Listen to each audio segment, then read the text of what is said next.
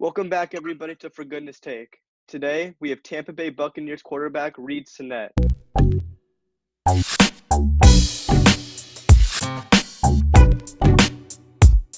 Reid, how are you today? I'm good. How are you? Good, thank you. Wow, you're a Tampa Bay Buccaneer. Did you ever see yourself in this uniform or in the NFL? Yeah, it was a dream of mine as a kid, and it was always something that was striving for, and being a Tampa Bay Buccaneer specifically, wasn't necessarily what I thought was going to happen, but I especially didn't think that it was going to be with Tom Brady being a Buck, but it's been a long journey, and I'm really excited to be here. Have you reached out to Tom Brady, or has Tom Brady reached out to you? Yeah, we've had some calls together and stuff like that, and our quarterbacks have our little group chat and stuff like that. But I'm really excited to get to be in touch with everybody when we're in person, and I think that'll be a really fun part of the process. What information have you picked up from him so far? We had a good talk about aligning goals as a team and making sure that everybody's on the same page, and ways to be a good teammate, and so he's had some good insight in terms of that. And, I can't wait to get down there and pick his brain a little bit more. Awesome. I know for me, when I play Madden, getting drafted is the only experience of being in the NFL that I'll ever have. Yeah. And I can't even imagine what it's like to actually be signed to an NFL team. So how did that feel? It was a crazy, crazy day. I had some conversations with teams and thought, maybe I'd get drafted in that 6th or 7th round. And, I was with my family, and the quarantine obviously changed some things. So, I'm sitting at the house. I was trying not to watch the draft, and I ended up watching the last couple rounds, and was, had some anticipation the entire time. And once, my agent called me and said that I was going to have a deal with Tampa Bay, I barely got out of thank you, and, was in tears and just so happy that, it worked out. Wow. Were your parents hugging you, cheering, all of that? Or? It was funny because I was on the phone, and I was sitting in the living room, and I started crying, and my parents is this good? What's happening? And I it took me about 30 seconds for me to get it out, but yeah, it was great. What was the first thing you did being a Tampa Bay Buccaneer? Oof.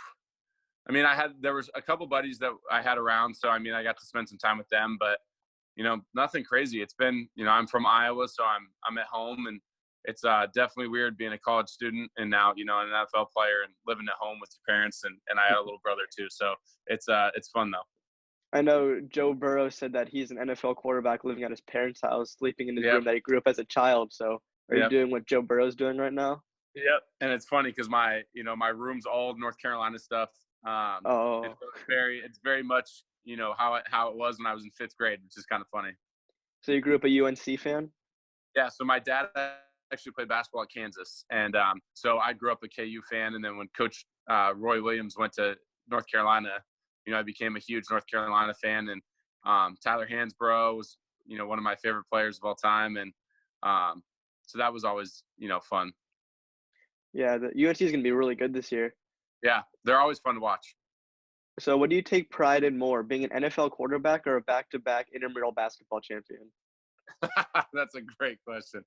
I think that back-to-back intramural championships, those, how banners fly forever, I'll have those forever. I might only be an NFL player for a short period of time, but, the back-to-back intramural champions, that's always a big deal.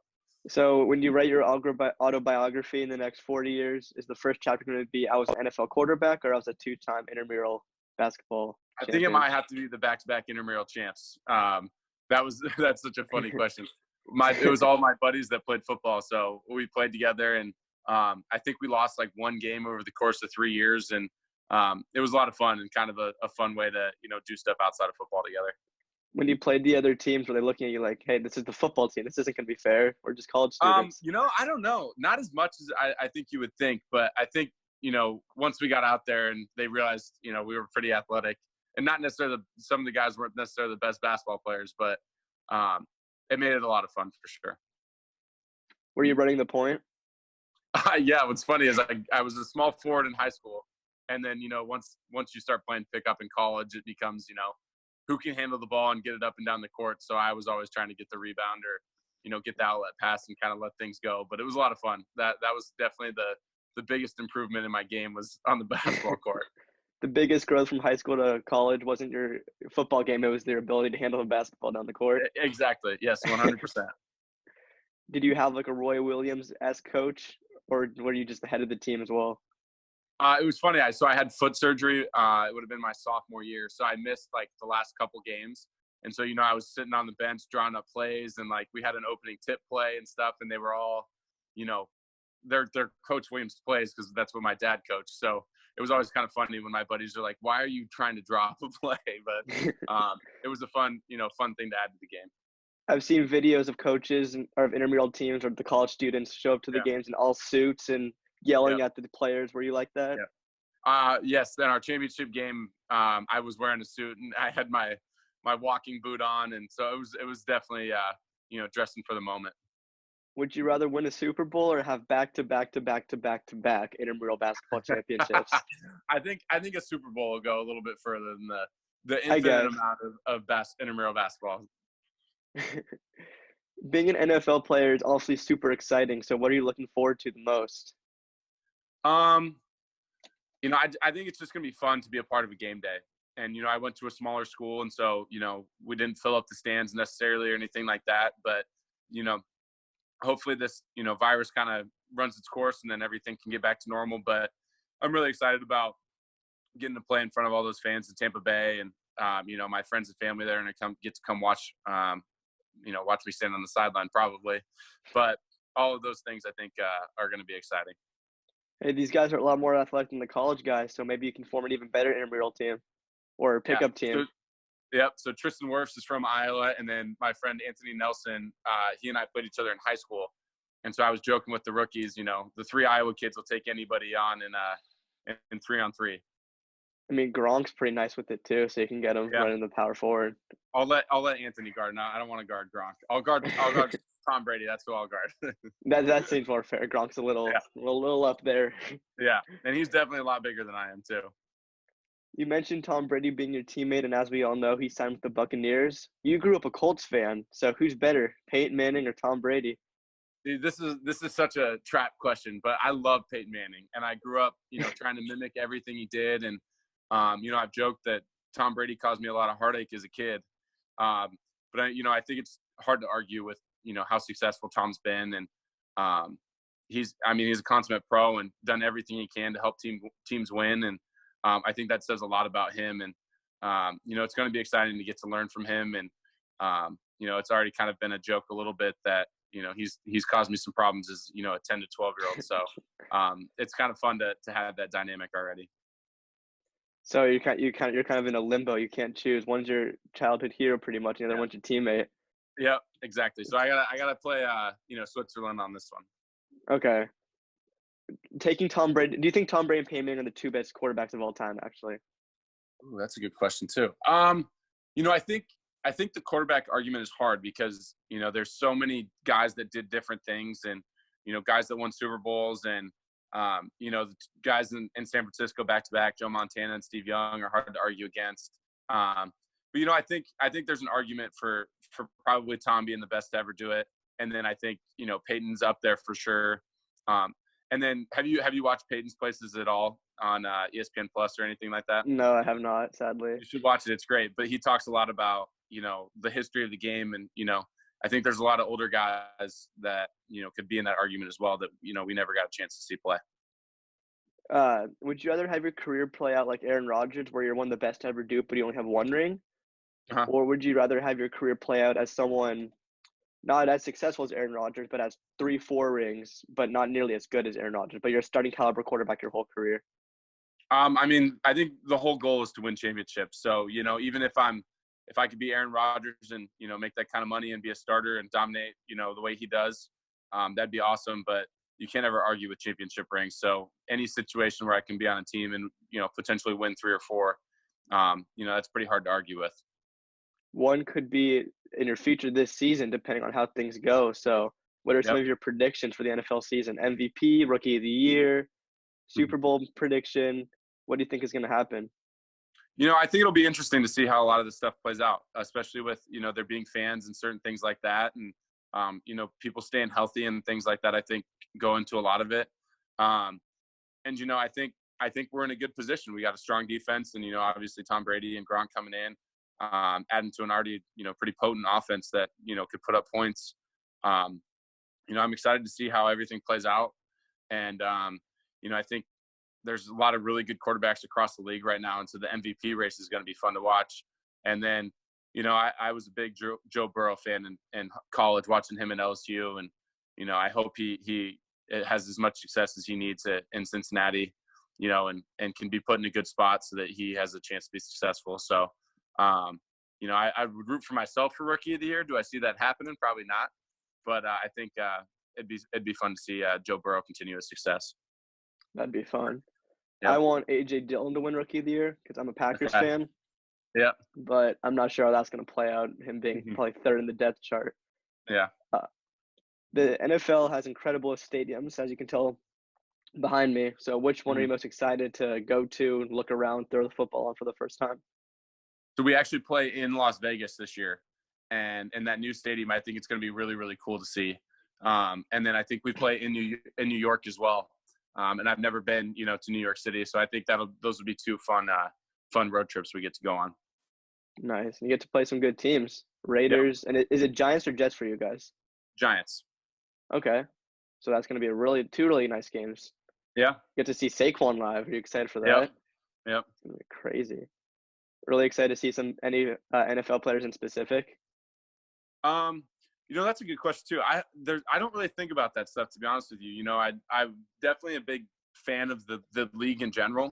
But I'm just excited to watch, Tom play and, be a part of our team and try to help our team win any way I can. And so, it's different now as a competitor than as a spectator where, it's going to be cool to watch Drew Brees operate, but I also want, I want to bury him. I hope he, throws 4 interceptions and has a tough game because that means that we're going to win.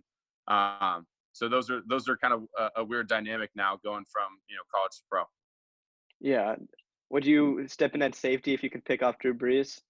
Do anything to win? I would love to, but I'm definitely not athletic enough to do that.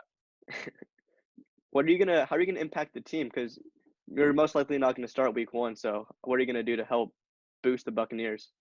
Yeah, anything. And I think a lot of it is, being prepared week to week, making sure that Tom's prepared in any way that he needs to be, pushing the other guys in the room, whether it's Blaine Gabbert or Ryan Griffin in practice, stuff like that. And I think there's so many things that go a long way of just being a good teammate and being there for the guys that are around you. And it doesn't necessarily take, superhuman effort or anything like that to just be a good guy and help, keep everybody, up and loose, ready to play. Awesome.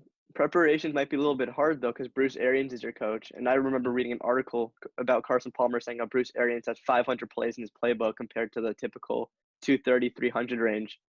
Have you looked at the playbook yet? Yeah, so we've had a lot of meetings, and I think I've got a pretty good grasp on what they're doing offensively.